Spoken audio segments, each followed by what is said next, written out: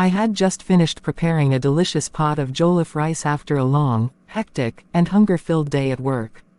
I couldn't wait to dive into it, but first, I wanted to tidy up the kitchen. I like eating in a clean environment. Just as I served myself a generous portion, and was about to take the first bite, a loud knock thundered on my door. "Who's that knocking like they want to break down my door?" I snapped, clearly irritated.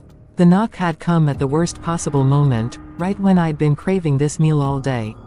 And as they say, a hungry man is an angry man. Reluctantly, I left my steaming plate of jollof rice on the table and rushed to the door. "Mercy, it's me, your neighbor, Justin. Please, my wife's water just broke. She's in labor, and if we don't get her to the hospital immediately, she might deliver at home, and there's no midwife around." "Ah, what do you want me to do? I'm not a trained midwife." "I'm not asking you to deliver the baby. I just need you to drive us to the hospital." Without another word, I dashed back inside, grabbed my car keys, and locked the door behind me. When I returned, his wife was already bleeding and screaming in excruciating pain. We somehow managed to get her into the car, and I sped off to the general hospital. As soon as we arrived, the medical staff rushed out with a stretcher, and wheeled her straight into the delivery room. Justin and I remained in the hallway, pacing and praying anxiously for over an hour without hearing any news. The silence was unbearable. He kept murmuring the same words repeatedly. "Oh Lord, why is it taking so long? Please, help my wife deliver safely." Meanwhile, my stomach kept growling in protest. Suddenly, a nurse burst out of the delivery room, her face troubled. Justin rushed to her immediately. "Nurse, what's happening? It's been over an hour, and we haven't heard anything." Please be patient, sir. We're doing everything we can. Her labor reached 8 centimeters before she arrived. We're trying our best." We continued praying. Moments later, a doctor approached us. "Sir, there's no further progress in her labor. We need to perform an emergency cesarean section to save both the mother and the baby. They're becoming too weak." He handed Justin a consent form and a pen. "Oh no, no, no, no."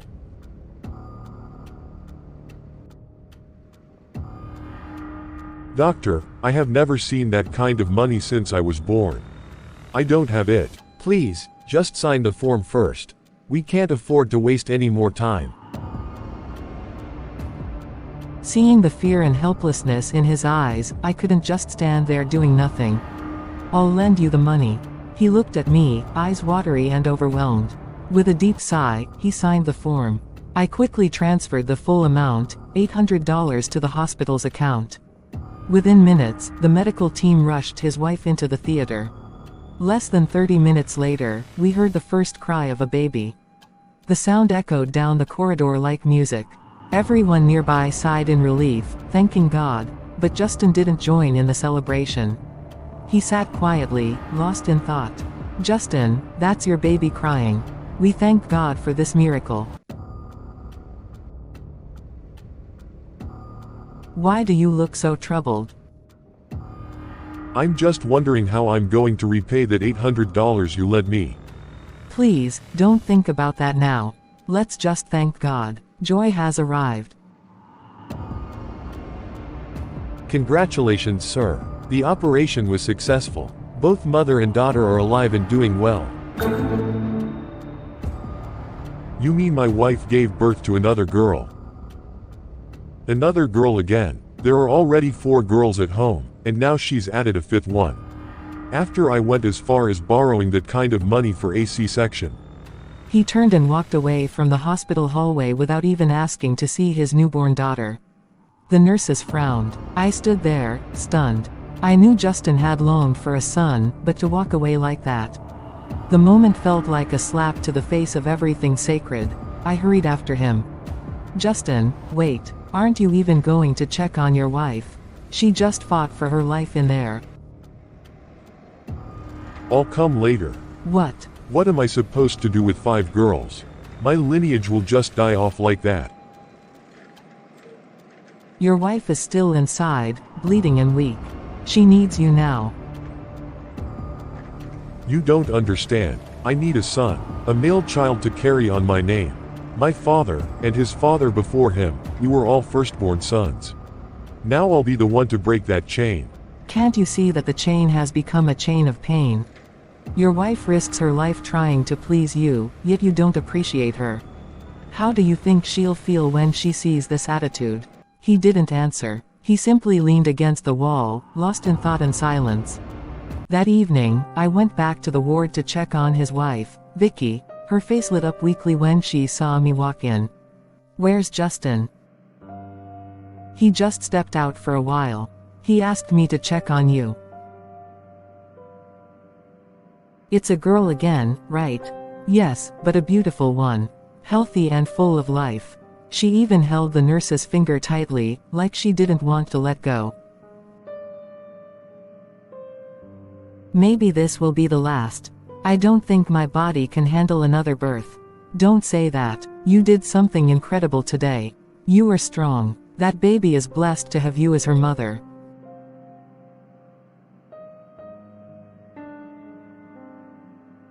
But behind the strength in her eyes, I saw the fear that her husband would see her as less than a woman, just because she bore him another girl. 1 week passed. The naming ceremony came, but the atmosphere was dull. There was no music, no dancing.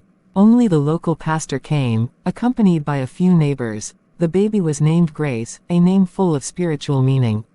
But Justin didn't even bother dressing up. He sat outside under a mango tree, sipping wine, and barely acknowledging the visitors. When the pastor called for prayers, Justin didn't come inside. And when Grace was carried forward for her blessing, he looked away as though she meant nothing to him. After the ceremony, I pulled him aside. "Are you ashamed of your own blood?" What exactly am I supposed to celebrate? 5 girls. Who will inherit my land? Who will carry on my name? "So what do you plan to do? Throw your wife out? Marry another woman? Do you think that's how God works?" I'm considering it. "You're seriously thinking about leaving the woman who has stood by you through thick and thin? Just because God hasn't given you what you want?" He said nothing, but his silence screamed louder than any words could. That night, I overheard Vicky speaking with her eldest daughter, Peggy. Her voice trembled with sorrow. "If anything ever happens to me, take care of your sisters. Your father, his heart is no longer with us. I'll protect them, Mummy."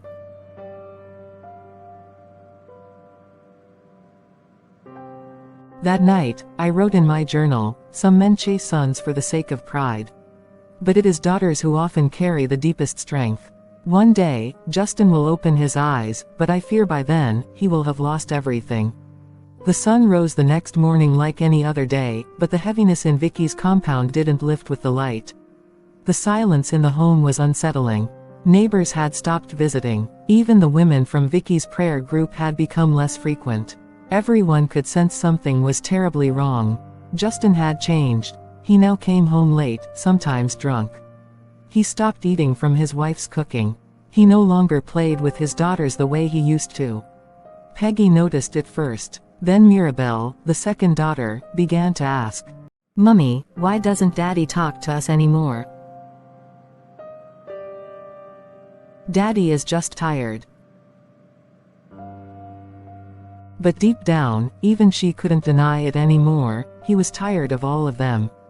One evening, I visited unannounced. The moment I stepped into the compound, I heard a strange voice coming from inside, soft, playful, flirtatious. A woman's voice. I stood quietly at the door and listened. "Ah, Justin, you're too sweet. I would never have guessed you're a father of 5. You still look so young, like someone who hasn't even had children." That's because I haven't really started life. Now is when I want to begin. This time, I'll make sure the woman gives me what I've been looking for. I stepped in suddenly, my expression stiff and stern. "Justin."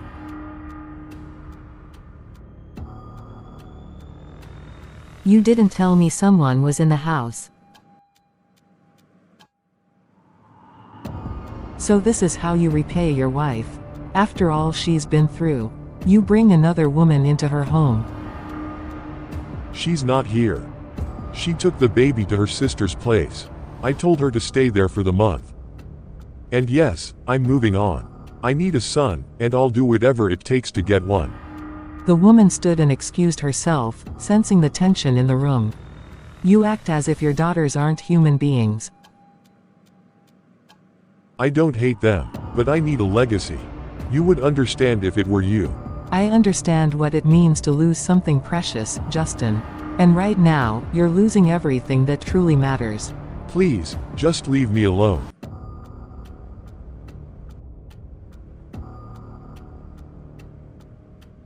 That same week, the rumors began to spread. People talked at the market.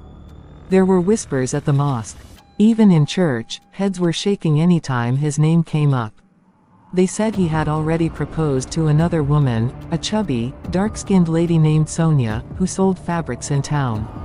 The pain hit Vicky the hardest. She returned from her sister's house after her 40 days of postpartum care, only to be met with silence from her husband, and giggles from his phone late at night. Her body had healed from the surgery, but her heart, that one was still bleeding. One night, she came to my house. I can't take it anymore. I gave this man my youth, my strength, my prayers, my womb, and now he treats me like a stranger. I brought her hot tea and balm for her aching chest. But I knew, words could not soothe that kind of pain. Meanwhile, little Grace was growing fast. She smiled early. Her grip was strong. Her laughter filled the house like sunshine. Peggy carried her proudly on her back. The other girls adored her, but Grace would grow up not knowing the warmth of her father's embrace. 1 month later, Vicky moved permanently to her sister's place. Then the invitation surfaced. Justin weds Miss Sonia Andrew. A Saturday event, planned like a celebration, with music, food, and pride. I didn't attend. Neither did his daughters.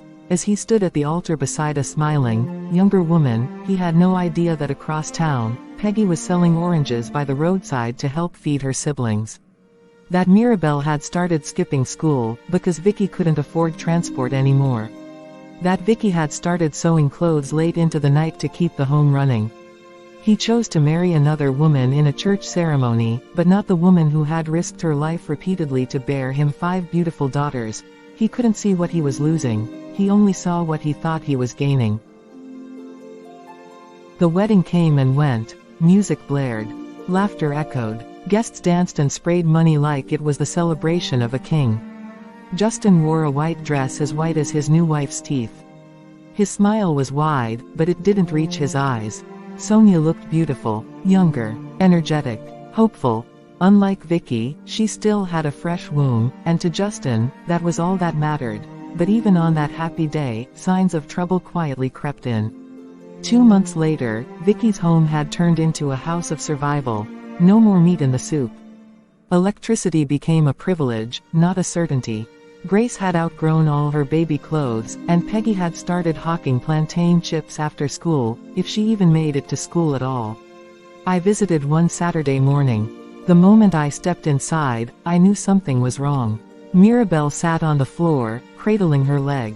Her school sandal was torn, and her face was swollen from crying. What happened? A boy pushed me down because I couldn't pay my school levy. He said I shouldn't come back until I pay.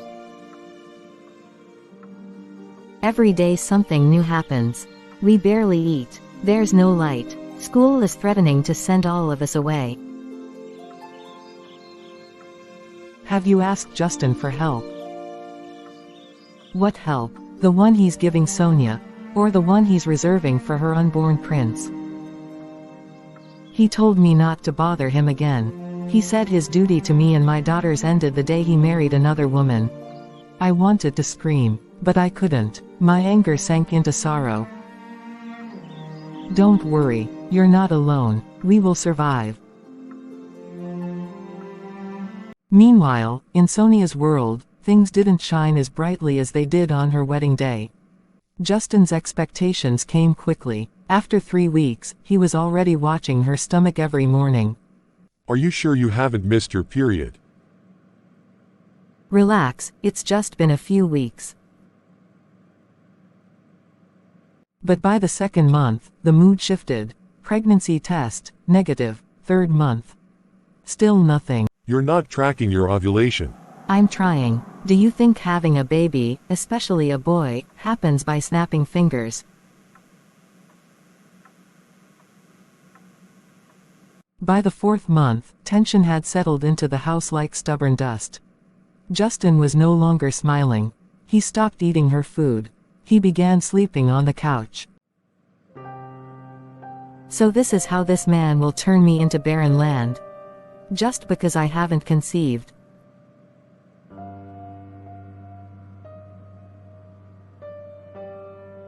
She had heard the stories, how he abandoned the first woman after she bore only daughters. Now, she was afraid. Back in Vicky's home, Peggy returned home with an envelope in her hand. Mum, the teacher gave me this scholarship form. She said I should fill it.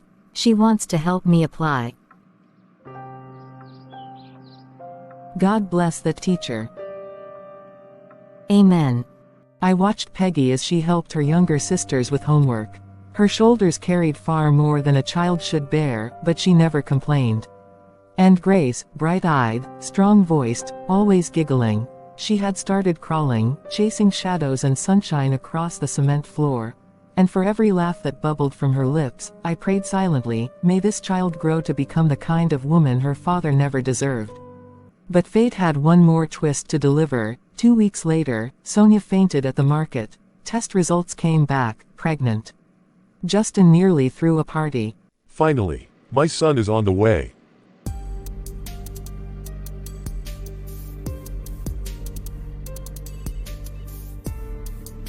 Congratulations once again. Thank you so much, doctor.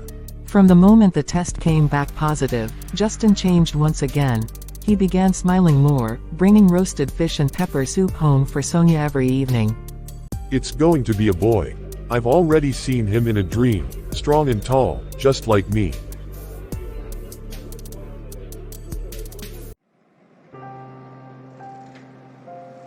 Thank you, God. This child will carry my name.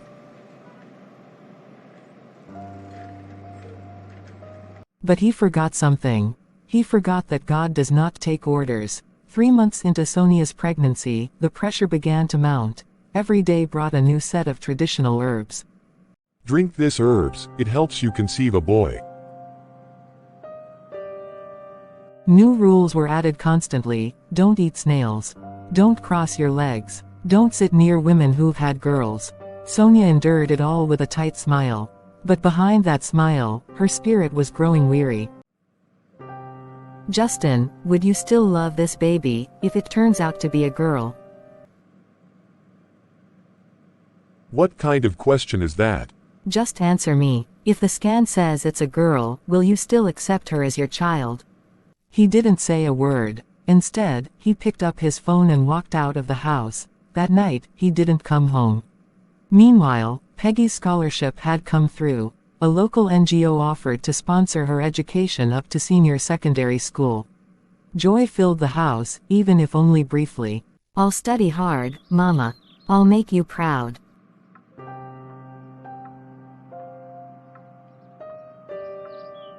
You already have, my daughter, and I pray that may the good Lord continue to elevate and strengthen you, my child. Amen, Mama, amen. But deep down, Vicky was exhausted, tired of fighting alone, tired of forcing smiles through endless pain, tired of watching her daughters grow up without their father's love. Little Grace had started walking. And every time she saw the front gate open, she would toddle towards it and call out, Daddy. But Daddy never came. 5 months into Sonia's pregnancy, Justin took her to a private hospital. I don't want any mistakes. Do a scan. I want to know exactly what we're expecting.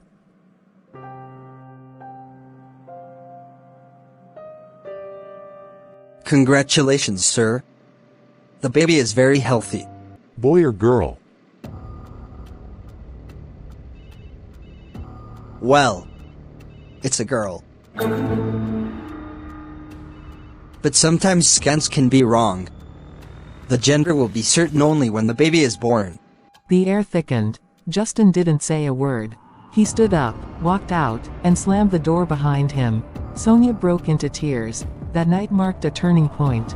Justin didn't return for 3 days. When he finally did, he dropped his keys on the table and muttered, "If you give birth to another girl, I'll keep trying other ways to get a boy." "Are you serious?" Why not? Don't you see this one is already a waste of time? "But she's your daughter." A daughter who'll grow up, marry another man, and drop my name. I'm not looking for a daughter. I need a son. "Then maybe what you really need is deliverance." He slapped her. It was the first time, and it would not be the last. Meanwhile, in a small, quiet part of town, Grace's laughter echoed through the compound. Peggy had started teaching her ABCs. Mirabelle was back in school, thanks to a kind-hearted neighbor. The girls were thriving, not because of Justin, but in spite of him. One Sunday afternoon, I stopped by Vicky's house with some provisions. "You look tired." "I'm fine. At least, I have peace here." "Peace is worth more than gold, my sister." We sat in silence, watching Grace play with her toys in the house. What if, one day, your daughters become queens? Doctors, leaders. What if the womb he rejected is the very place God used to plant greatness? Then I'll thank God I never gave up. But across town, Justin was making other plans, another gamble. Another desperate attempt. Because in his eyes, until he had a son, nothing else mattered. The compound was quiet that night, but Sonia could hear her own heartbeat. Every passing car, the ticking wall clock, the creak of the gate, it all made her flinch. She had packed a small bag and hidden it behind the kitchen door. The scan result still echoed in her mind, "It's a girl." And now, the man she had trusted with her future was already making plans, all because he had heard it was a girl, even though the child hadn't even been born yet. Maybe he's the problem. I should have known. Instead of trying to be the hero who gives him a male child, I should have walked away.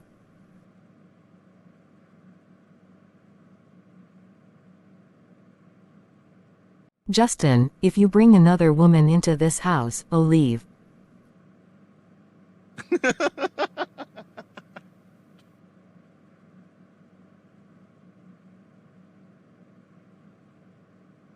You can go. You've failed already. "So now I'm a failure." He didn't answer. He just brushed past her, muttering under his breath. First woman gave me 5 girls. Second one gave me 1. It's time to try another. This time, I won't miss. Sonia watched him walk into the bedroom, and her mind went completely blank. That night, she couldn't sleep. 2 weeks later, rumors began to spread that Justin was seeing someone else, a fair-skinned, wide-eyed, shy young woman named Zoe. Sonia tried everything she could to get a glimpse of the girl. She looked more like a secondary school student than a potential wife. But when Sonia confronted Justin, he simply said, "She's my fresh hope. I'll treat her well, as long as she gives me a boy." Sonia moved out that same day. He didn't stop her. "I'm not fighting over a man. Especially one who can't even love a child that isn't born yet."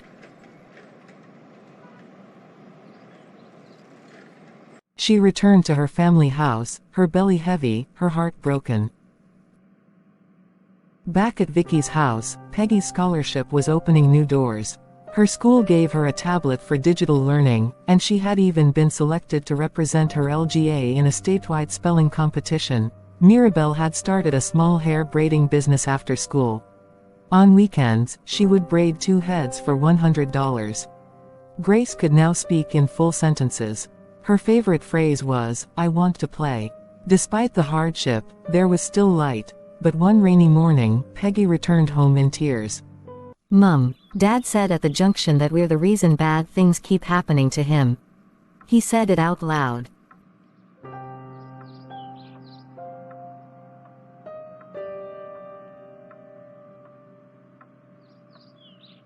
He didn't mean it.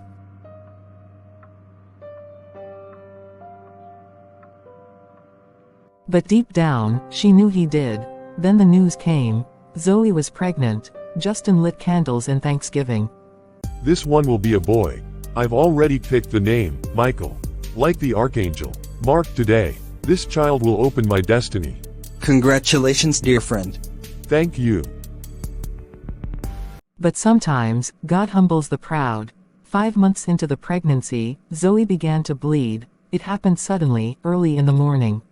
She screamed from the bathroom, and by the time Justin rushed her to the clinic, the doctor had already shaken his head. She lost the pregnancy.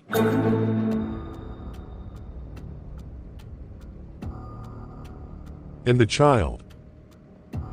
It was a boy. Justin collapsed to the ground. For days, he didn't eat. He sat alone in the living room, staring at nothing. 3 women. 7 pregnancies. 6 daughters. 1 son gone before his first cry.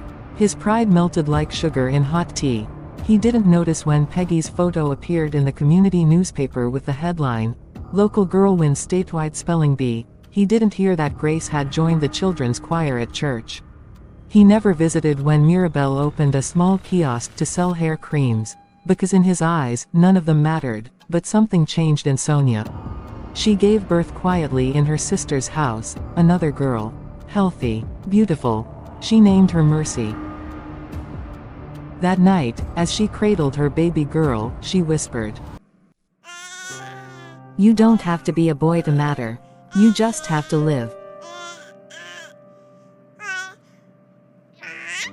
As for Justin, he sat alone on a chair in the middle of his now silent front yard. 3 women, 6 daughters, 1 miscarriage, no legacy, at least, not the kind he had hoped for. A neighbor passed by and greeted him. Good evening, Justin. How's the family? Family.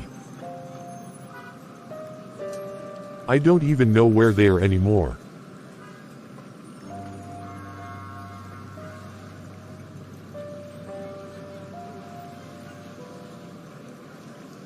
It was on a hot Friday afternoon that Peggy returned from school with her certificate. She had been awarded Best Overall Student in Literature and Creative Writing.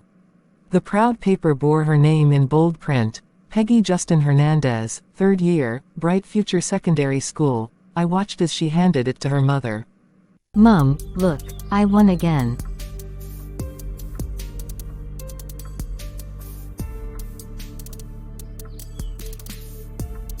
"You make me so proud, my daughter. God will lift you." "Mom, do you think Dad will ever notice?" He's not blind, but sometimes, pain and pride can blind a person more than anything. Elsewhere, Justin had become a ghost in his own life. Zoe had moved back to her father's house to recover. Sonia no longer took his calls. Vicky didn't greet him in public anymore. The man who once walked with his shoulders high, now moved like someone searching for something he could not name. One evening, I saw him at the bar. His eyes were red, not from alcohol, but from the storm within. He gestured for me to sit. I've failed. Failed at what? I chased good women, pushed away better daughters, all because of one dream. Do you think a daughter cannot be a legacy? How many sons really take care of their parents these days? My Peggy is doing well, right? I heard she won an award. Yes, and yet, you've never called her once. I don't even know what to say. Start with, "I'm sorry."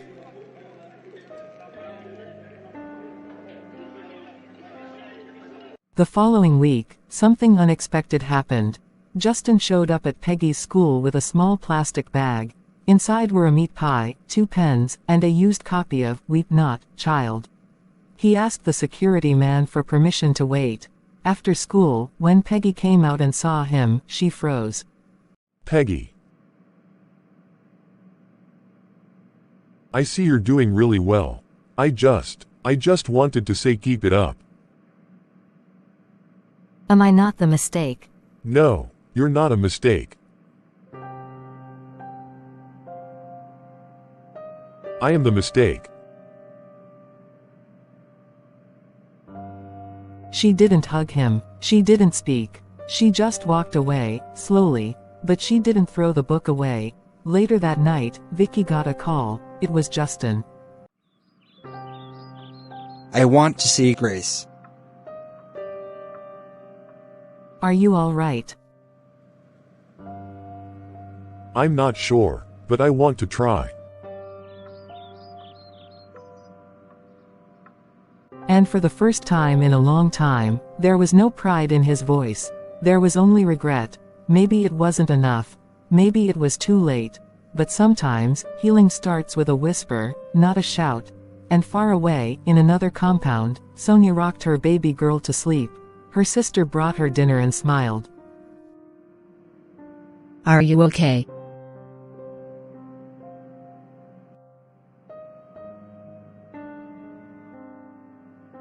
You will be more than any boy he ever dreamed of.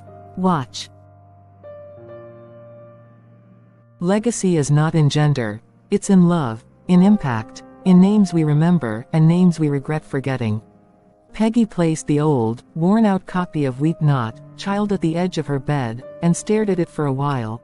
It smelled of dust, ink, and something older, regret. She had told no one she kept it. Not even Vicky, not even Mirabelle. Something in her heart needed to hold on to it, not for comfort, but as a reminder. People change when their sense of loss becomes louder than their pride. And now, the echo of that loss was loud for her father. Justin began showing up. Small visits, like a man tiptoeing back into a life he had destroyed. First, it was to bring Grace a pair of pink sandals. Then, a bag of rice for Vicky. For the girls.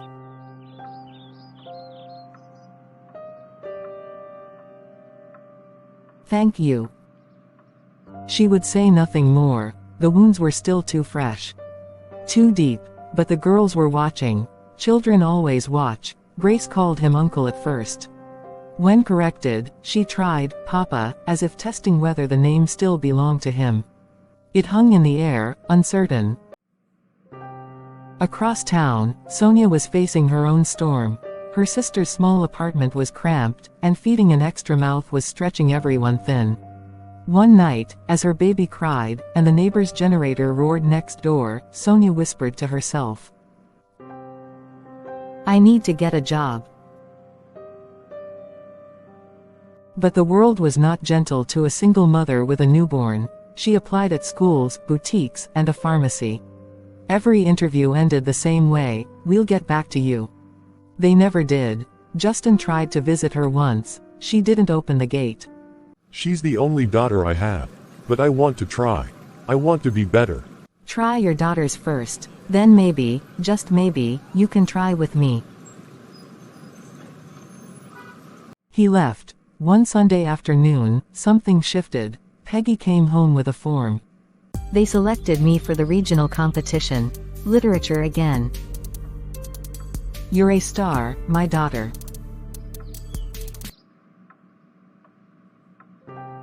I want Papa to come. I want him to sit in that crowd and hear them call my name. Are you sure? He needs to hear what legacy sounds like.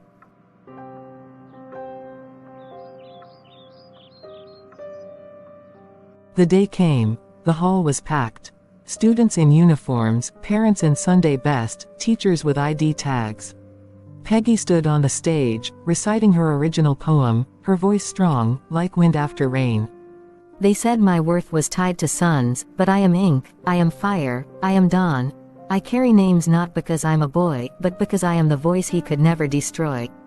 The hall erupted with applause. She looked into the crowd, and there he was, Justin, standing. Clapping.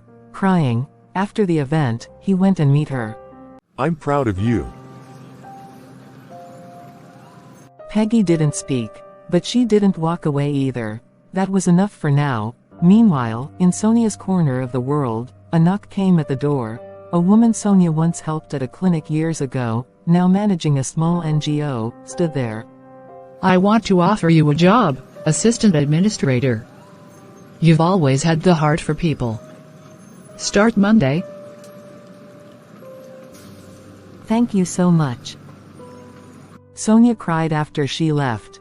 Not because of the job, but because life, somehow, was choosing to love her back. And Justin. He went home that night and opened a box. Inside were folded wrappers, old photographs, and the ultrasound scan of a son he never got to meet. He burned them all, not out of hatred, but as a funeral for the idol he had chased for too long. He had finally seen his daughters, really seen them, and it was not too late to stay. There's a strange quiet that comes after a long storm, not peace, not noise, just a heavy silence that makes you listen to the things you've been ignoring, like the laughter of your daughters. The sound of slippers on cement floors, the smell of palm oil stew simmering in a worn-out pot. That was the silence Justin sat in now, not the silence of shame, but the silence of awakening. One morning, he did something strange. He swept the compound. Neighbors peeked through cracked windows. Some laughed, others whispered, but he didn't care. After sweeping, he fixed the broken bulb by the front door. Why? I'm expecting guests. Who? My girls. Meanwhile, Sonia wore her first staff ID badge.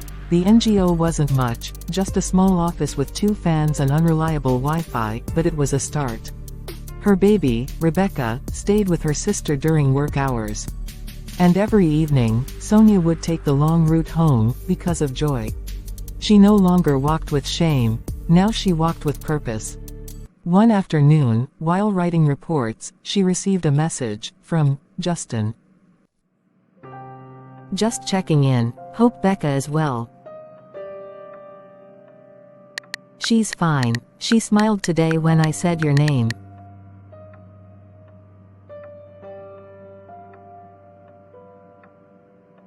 No, I won't send this message. No.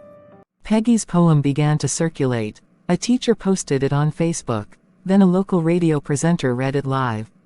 She's Justin's daughter, people began to say with admiration. But she corrected them gently. I'm my mother's daughter too.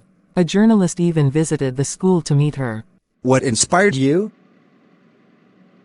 Rejection, but also resilience. Back in Justin's house, Justin began writing names on the wall. At the top, in chalk, he wrote, "Children are heritage."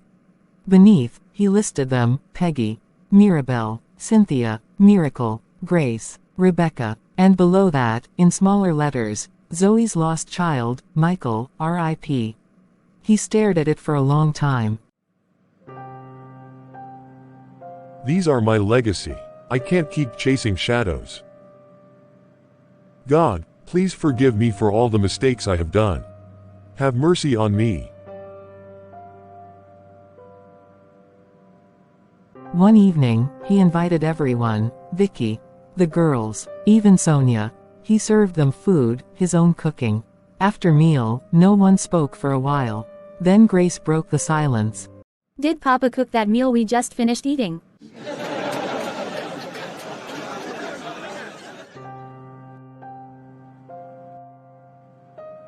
I won't lie. I lost my way for a long time.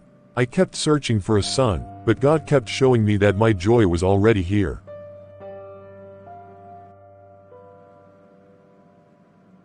Your poem opened my eyes.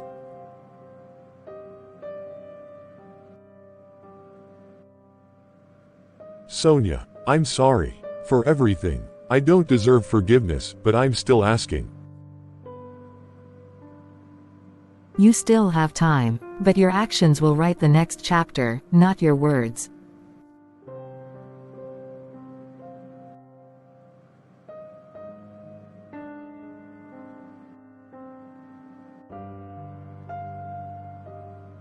They talked more, stayed and ate dinner. Not as husband and wife, not even as a fully restored family, But as people, tired, healing, and trying. And sometimes, trying is enough.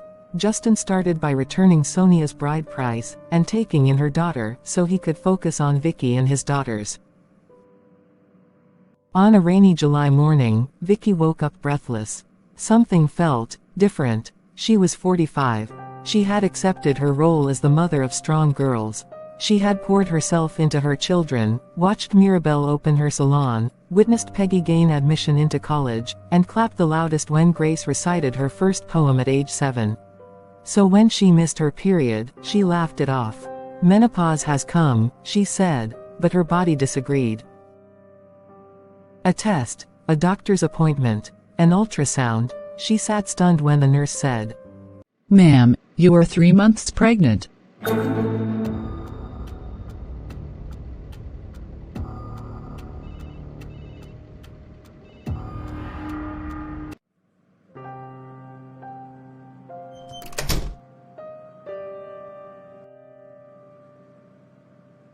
Are you okay? "Justin, I'm pregnant again." But, how? God doesn't use a calculator.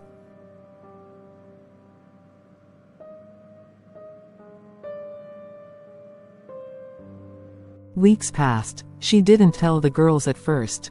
She wanted to be sure. Wanted to protect her heart. But one day, while Grace braided her hair, she felt a kick. Mirabelle noticed her glowing skin. Peggy finally asked,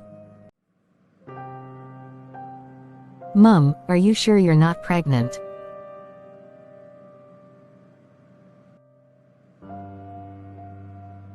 "9 months later, on a chilly winter morning, Vicky gave birth. The hospital was quiet. There was no borrowing this time. No fear in the hospital. Only prayers. And then, a cry. A loud, full-bodied, stubborn cry. The nurse stepped out with a wide grin. "Congratulations. It's a boy."